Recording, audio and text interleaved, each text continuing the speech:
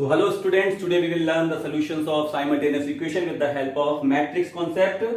तो यहाँ पर मैट्रिक्स कॉन्सेप्ट अगर हमें सीखना है तो मैट्रिक्स से ही स्टार्ट करेंगे। तो हमने मान लिया कि let A is a matrix, जिसको हमने मान लिया A1, A2, B1, B2 और एक दूसरी मैट्रिक्स हमने मान ली X। तो X हमने एक मैट्रिक्स मान ली जो कि है हमारी X, Y और एक और तीसरी मैट्रिक्स है जो बीच में आ रही, करी नहीं, मुझे भी इन्वॉल्व करूं तो मैं गुस्सा हो जाऊंगी। तो वो मैट्रिक्स है आपकी B और उस B मैट्रिक्स का नाम है हमारे लिए, हम इसमें क्या लिखें जो उस पर गुस्सा ना हो, तो C1 और C2। तो ये तीन मैट्रिक्स हमने ली हैं। सवाल उठता है सर आप ऐसे कैसे ले सकते हैं तीन मैट्रिक्स? तो तुम्हें कुछ याद दिलाना चाहे, क्लास 10th में एक मैट्रिक्स हमने पढ़ी थी A1x प्लस, मतलब इक्वेशन पढ़ी थी A1x plus B1y is equal to C1, A2x plus B2y is equal to C2। ऐसी मैट्रिक्स पढ़ी थी ना हमने।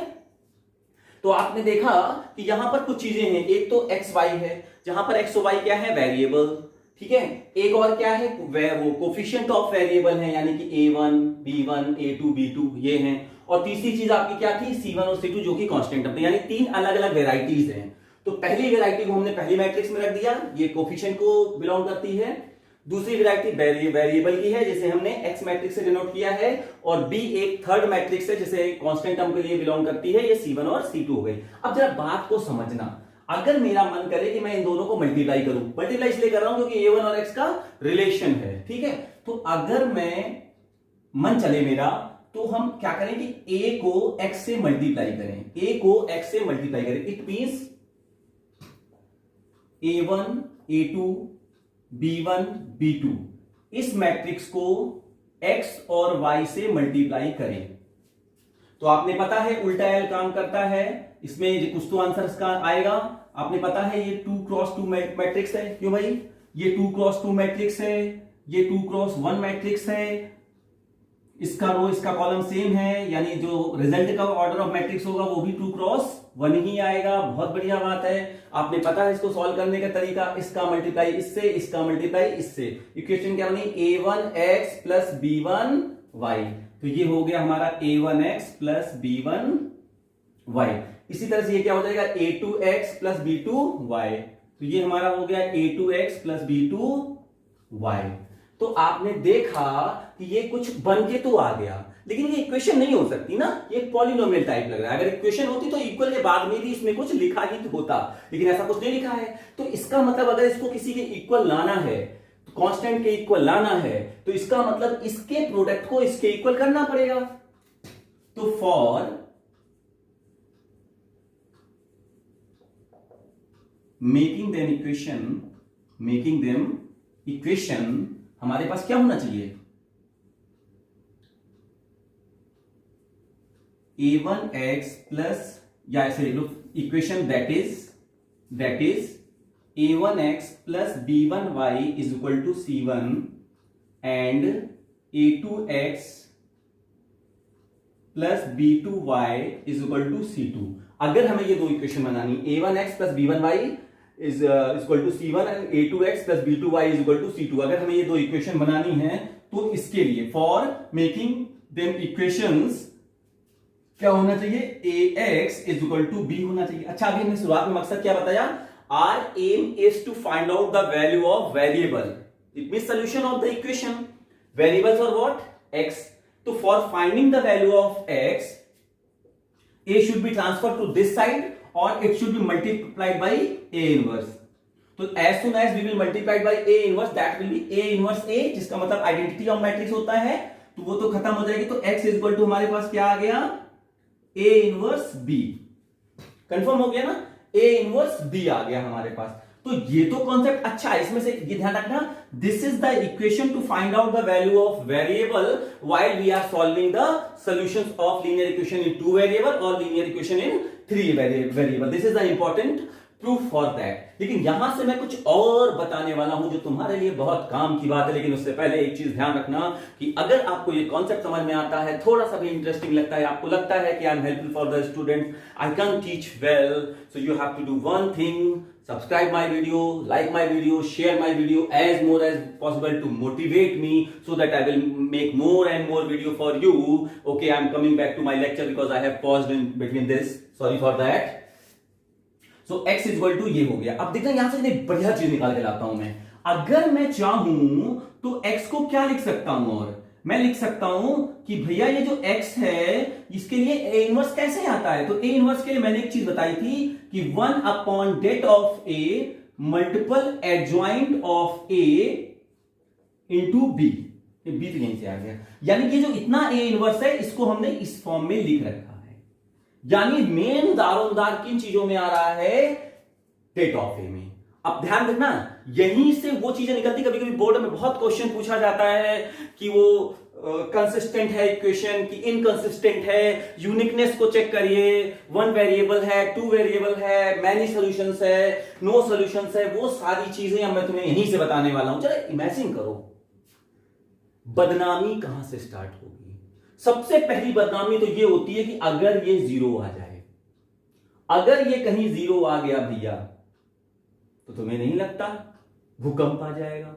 भूकंप क्यों आएगा, क्योंकि हमें बचपन से ही पढ़ाया गया था कि डिनोमिनेटर शुड नॉट बी 0. अगर डिनोमिनेटर 0 हो जाता है तो ऐसे केस में नॉट डिफाइंड वैल्यू होने की संभावनाएं बढ़ जाती हैं. तो चलो देखते हैं. तो हमने क्या करना है कि सबसे पहले केस बनाने हैं. तो चेकिंग करने का तरीका है कि सबसे पहले इफ. अच्छा एक बात ध्यान रखना, थोड़ा सा विजुअलाइजेशन के लिए बता रहा हूं कि आपको 10th स्टैंडर्ड में हम लोगों ने एक चीज पढ़ी हुई होती थी जिसमें वो कहता था कि इक्वेशन है a1x plus b1y equal to c1 and a2x plus b2y equal to c2, और आपको पता लगाना होता था कि यूनिक सोल्यूशन है, नो सोल्यूशन है, मेनी सोल्यूशन है. उसमें हम लोग क्या चेक करते थे कि a1 upon a2 is not equal to b1 upon b2 unique solution. अगर इक्वल है तो फिर आगे बढ़ जाते थे. ऐसे ही करते थे ना. वही सेम चीजें यहां करेंगे. तो सबसे पहले हम इस पे फोकस करेंगे. तो if det of a is equal to 0, ये तो बाद में चेक करेंगे. पहले देखें 0 के इक्वल है या नहीं है. Check whether it is equal to 0 और not. If it is not equal to 0, अगर ये 0 के इक्वल नहीं है तो प्लस 1 मिलता है. अगर ये 0 के इक्वल नहीं है तो इससे if this is not equal to 0, ये पहला पॉइंट है कि अगर det ऑफ a 0 के इक्वल नहीं. सबसे पहला काम क्या है कि जब भी कभी आपको सॉल्यूशन निकालना है तो a मैट्रिक्स लेफ्ट सवाल होता है. a मैट्रिक्स कहां से आएगी, don't worry it will be told by me. तो सबसे पहले आपने क्या करना है कि det ऑफ a को चेक करना है. अगर det ऑफ a 0 के इक्वल नहीं है तो कंक्लूजन क्या निकल के आता है कि equation have unique solution. Unique solution. ठीक है भाई, कि अगर det ऑफ a 0 के इक्वल नहीं आता है तो बड़ी खुशी की बात है, और इसमें यूनिक सॉल्यूशन है, यानी सिंगल सॉल्यूशन है. वन सॉल्यूशन है, x की केवल एक वैल्यू होगी, y की केवल एक वैल्यू होगी, और अगर 3 वाला है तो z की भी एक ही वैल्यू होगी. लेकिन अगर ये 0 के इक्वल आ जाता है, second point, if a is equal to 0, तो ध्यान रखना यहां से 2 कंडीशन निकल के आएंगी. सर 2 कैसे निकल सकती हैं भाई, 0 के इक्वल आ गया, बात खत्म करो ना सर. अगर 0 के इक्वल आ गया तो बात खत्म करो सर. नॉट डिफाइंड नहीं भैया, ऐसा नहीं है. अगर ये 0 के इक्वल है, हो सकता है ये भी 0 के इक्वल हो, तो 0 अपॉन 0 मजा आ जाएगा. तो सब यही चेक करना है हमको. ठीक, तो हमने क्या करना है, इसका मतलब अब जो अगर det ऑफ a 0 के इक्वल आ जाता है, अगर det ऑफ a 0 के इक्वल आ जाता है तो मेन दारोमदार किन चीजों पे आ जाता है, adjoint of a into b के ऊपर. तो दूसरा काम हमने क्या कैलकुलेट करना है, एडजॉइंट ऑफ a और इंटू b की वैल्यू निकालनी है. क्या निकालना है, adjoint of a into b की वैल्यू निकालनी है. और adjoint of a, if adjoint of a into b की वैल्यू अगर 0 के इक्वल देखें आती है कि नहीं. अगर 0 के इक्वल नहीं है, अगर ये 0 के इक्वल नहीं है, कुछ वैल्यू है इसकी 2, 3, 5, 7 कुछ भी है, तो ऊपर तो कुछ नीचे 0, यानी value not defined. Value not defined इसका मतलब नो सोल्यूशन. तो कहते हैं हम लोग इक्वेशन हैव, ये इक्वेशन लिखा है, हाँ, इक्वेशन हैव नो सोल्यूशन. ठीक है. लेकिन अगर adjoint of a into b 0 के इक्वल आ जाता है, अगर ये 0 के इक्वल आ जाए तो बल्ले बल्ले हो जाती. तो कैसे, अरे भैया ये भी 0, भैया ये भी 0, तो 0 अपॉन 0 इज 0. तो यानी फिर कंडीशन बढ़ती चली जाती हैं. तो अगर adjoint of a into b 0 के इक्वल आ जाता है तो equation have many solution, many solutions. ठीक है, तो ये तो हो गई बातें कि कैसे कंडीशन को चेक करते हैं। उसके बाद हम लोग सोल्यूशन देखेंगे कि कैसे सॉल्व किया जाता है। सर बातें तो हो गई, अब काम की बातें भी कर ली जाएं। तो आओ देखते हैं काम की बातें। तो सॉल्व करना है इस क्वेश्चन को, तो भैया उसके लिए क्या करना है, इसको सॉल्व करना है। तो आपने पहले बताया था कि हमने 3 मैट्रिक्स सेट करनी है, तो वहीं पे वो काम करना शुरू करेंगे। यहां पे लिखेंगे हम लोग सॉल्यूशंस, फटाक से 3 matrix. Let A is equal to 2 cross 2 की बनेगी, ऑब्वियस सी बात है। देन उसके बाद X इज इक्वल टू छोटी दुबली पतली matrix and B is equal to दुबली पतली मैट्रिक्स।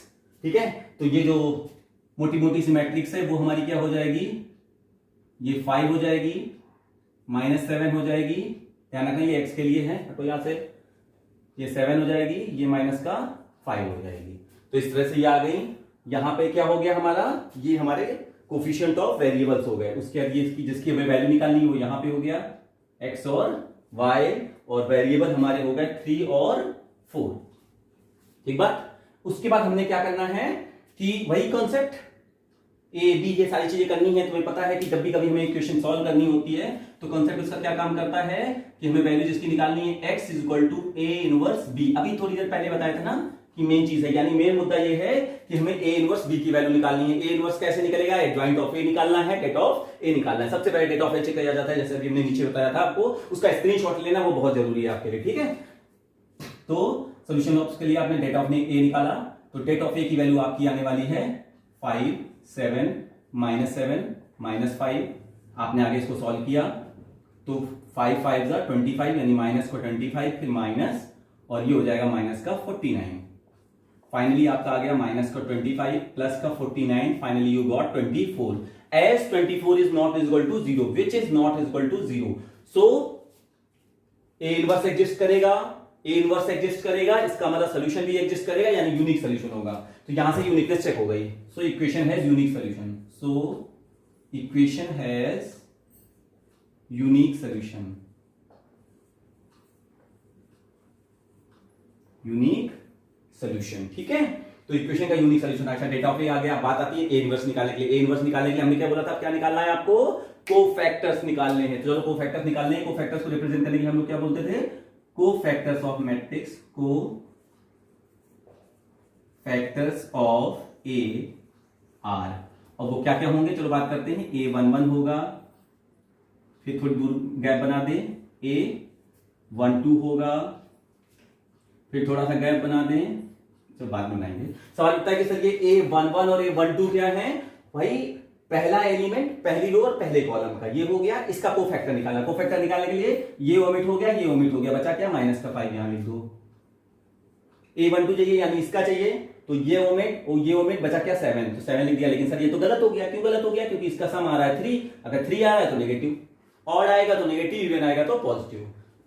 उसके बाद हमारी अगली बात आती है A21, second row first column, second row first column, ये हो गया, तो ये गैप, ये गैप, बचा कितना, माइनस का 7। लेकिन सर वही बात फिर से आ रही है, क्या कि इसका सम भी आ रहा है ऑड, अगर ऑड आ रहा है तो फिर एक ब्रैकेट और ये बाहर माइनस, तो ये हो जाएगा हमारे पास 7। और अगली चीज हमारे पास आ जाती है A22, और A22 में ये का मतलब ये, तो ये गैप, बचा आपका 5। अब हमारे लिए कितना आसान काम है एडजॉइंट ऑफ मैट्रिक्स निकालना।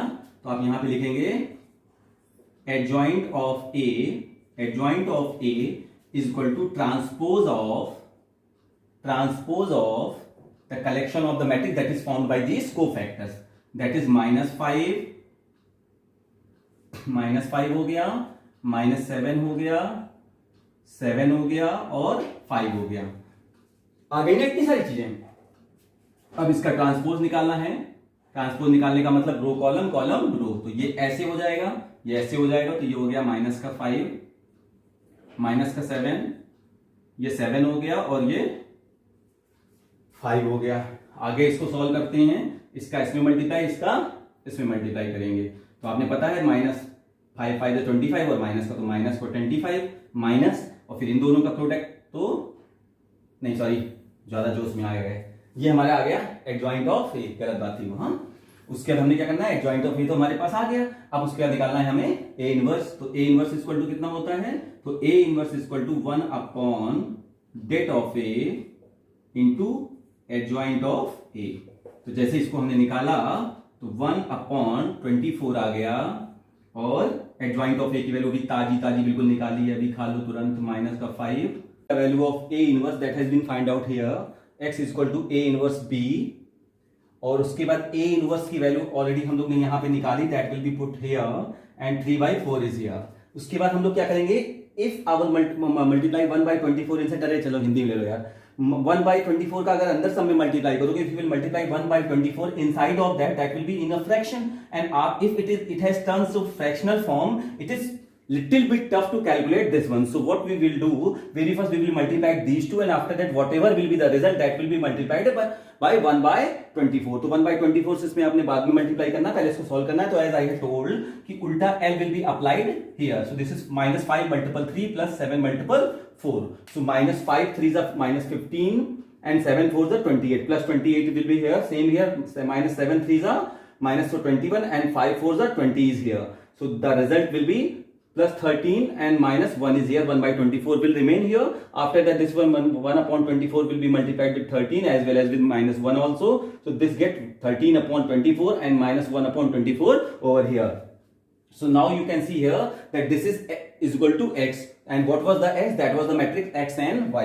So x comma y is equal to this one. After comparing the corresponding elements, we will get x is equal to 13/24 as well as y is equal to -1/24. So this is the way. Students, as we had find out the value of x and y in linear equation in two variable, same way you will be able to find out the value of x and y for linear equation with three variable, with little bit more explanation compared than that question. But if you will focus for 1.5 hour, so definitely you will be able to try to solve at least 6 to 7 question and get the perfection on these type of question. They are coming repeatedly in the examination. Thank you.